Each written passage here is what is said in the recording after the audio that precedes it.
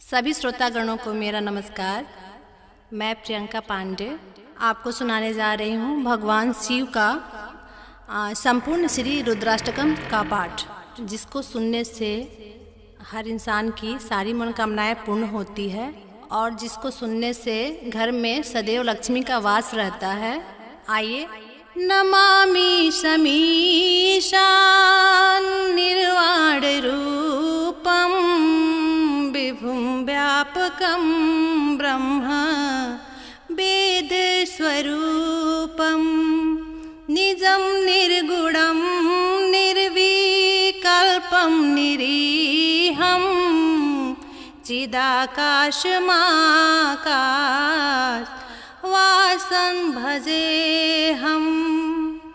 निराकारमोकारमूलं तुरीयं गिराध्यानगोतीत मीशं गिरीशं करालं महाकालं कृपालं करालं महाकालं कृपालं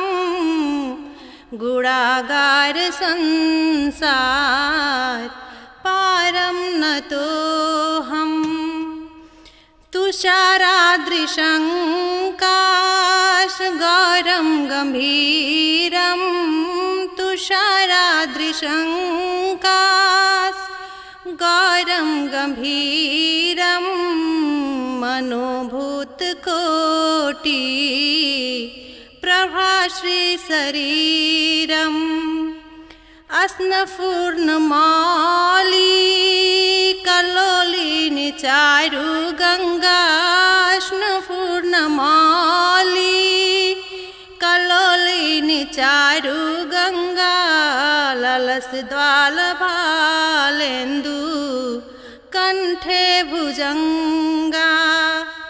चलत्कुण्डलं शुभनेत्रविशालं चलत्कुण्डलं शुभनेत्रविशालं प्रसन्नाननं नीलकण्ठं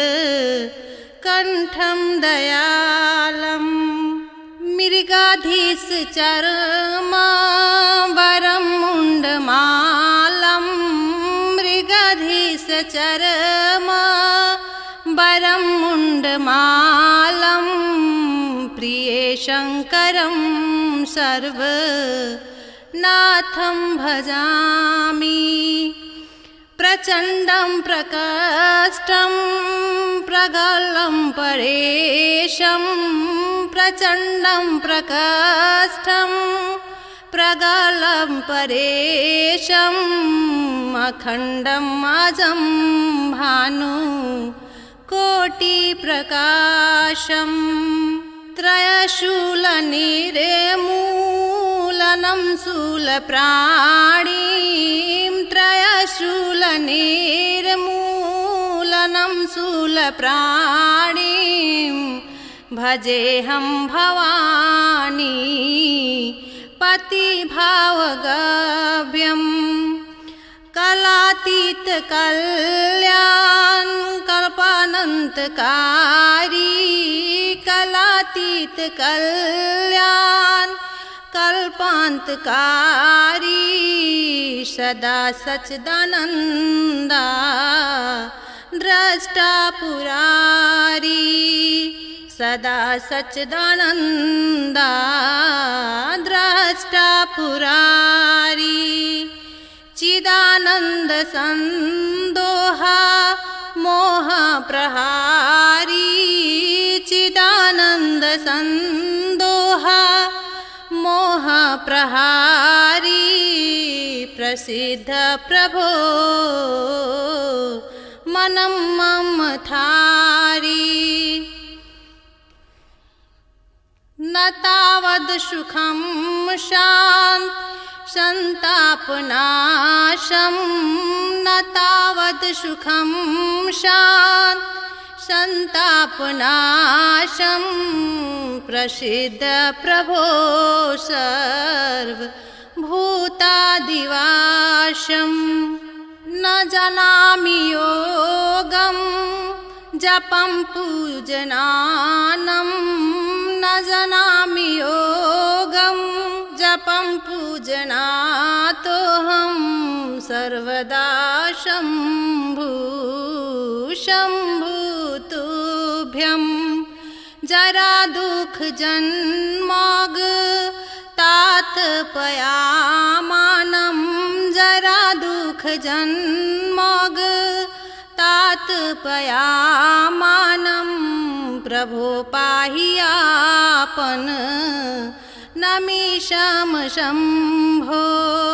प्रभो पाहि आपन नमामिष शम्भो नमामि समीशान् निर्वाणरूपं विभुं व्यापकं ब्रह्म वेदस्वरूपं निजं निर्गुणं निर्विकल्पं निरीहं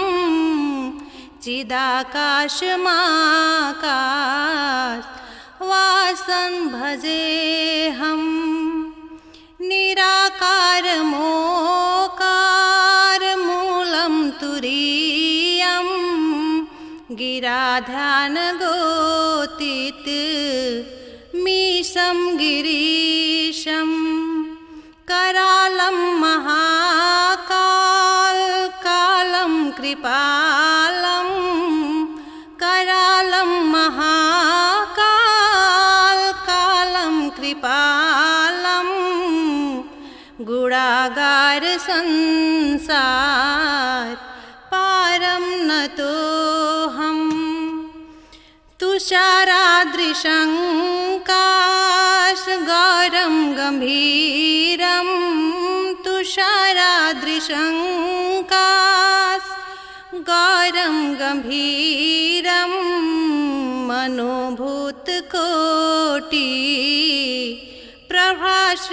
प्रभाश्रीशरीरम् अस्नपूर्णमाली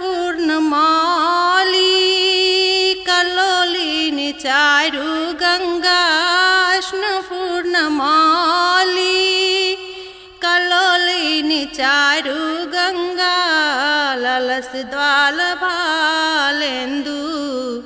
कण्ठे भुजङ्गा चलत्कुण्डलं शुभनेत्रविशालं चलत्कुण्डलं शुभनेत्रविशालं प्रसन्नाननं नीलकण्ठं दयालं मृगाधीशचर्माम्बरं मुण्डमालं मृगाधीशचर्माम्बरं मुण्डमालं प्रिये शङ्करं सर्वनाथं भजामि प्रचण्डं प्रकष्टं प्रगलं परेशं प्रचण्डं प्रकष्टं प्रगलं परेशम् अखण्डम् अजं भानु कोटिप्रकाशं त्रयशूलनिर्मूलनं शूलप्राणीं त्रयशूलनिर्मूलनं शूलप्राणीं भजेऽहं भवानी पतिभावगव्यं कलातीत कल्याण कल्पानन्तकारी कलातीत कल्याण कल्पान्तकारी सदा सच्चिदानन्दा द्रष्टा पुरारी सदा सच्चिदानन्दा द्रष्टा पुरारी चिदानन्द संदोहा मोह प्रहारी चिदानन्द संदोहा मोह प्रहारी प्रसिद्ध प्रभो मनं मम थारी न तावद् सुखं संतापनाशं न तावद् सुखं संतापनाशं प्रसिद्ध प्रभो सर्वभूतादिवासं न जानामि योगं जपं पूजनानं न जानामि योगं जपं पूजनातोऽहं सर्वदा शम्भुतुभ्यं जरा दुख जन्मग तातपयामानं जरा दुख जन्मग तातपयामानं प्रभो पाहि आपन नमिषं शम्भो प्रभो पाहि आपन नमामिष शम्भो नमामि समीशान् निर्वाणरूपं विभुं व्यापकं ब्रह्म वेदस्वरूपं निजं निर्गुणं निर्विकल्पं निरीहं चिदाकाशमाकाशवासं भजेऽहं निराकारमोकारमूलं तुरीयं गिराध्यानगोतीतमीशं गिरीशं करालं महाकालं कृपालं करालं महाकालं कृपालं गुणागार संसार पारं नतोऽहं तुषाराद्रिशङ्काशगौरं गम्भीरं तुषाराद्रिशङ्काशगौरं गम्भीरं मनोभूतकोटि प्रभाश्रीशरीरम् अस्नपूर्णमाली कल्लोलिनी चारुगङ्गा अस्नपूर्णमाली कल्लोलिनी चारुगङ्गा ललसद्वालभालेन्दु कण्ठे भुजङ्गा चलत्कुण्डलं शुभनेत्रविशालं चलत्कुण्डलं शुभनेत्रविशालं प्रसन्नाननं नीलकण्ठं दयालं मृगाधीशचर्माम्बरं मुण्डमालं मृगाधीशचर्माम्बरं मुण्डमालं प्रिये शङ्करं सर्वनाथं भजामि प्रचण्डं प्रकष्टं प्रगलं परेशं प्रचण्डं प्रकष्टं प्रगलं परेशम् अखण्डम् अजं भानु कोटिप्रकाशं त्रयशूलनिर्मूलनं शूलप्राणीं त्रयशूलनिर्मूलनं शूलप्राणीं भजेऽहं भवानी पतिभावगव्यं कलातीत कल्याण कल्पानन्तकारी कलातीत कल्याण कल्पान्तकारी सदा सच्चिदानन्दा द्रष्टा पुरारी सदा सच्चिदानन्दा द्रष्टा पुरारी चिदानन्द संदोहा मोह प्रहारी चिदानन्द संदोहा मोह प्रहारी प्रसिद्ध प्रभो मनम मम थारी न तावद् सुखं शान्त संतापनाशं न तावद् सुखं शान्त संतापनाशं प्रसिद्ध प्रभो सर्वभूतादिवासं न जानामि योगं जपं पूजनानं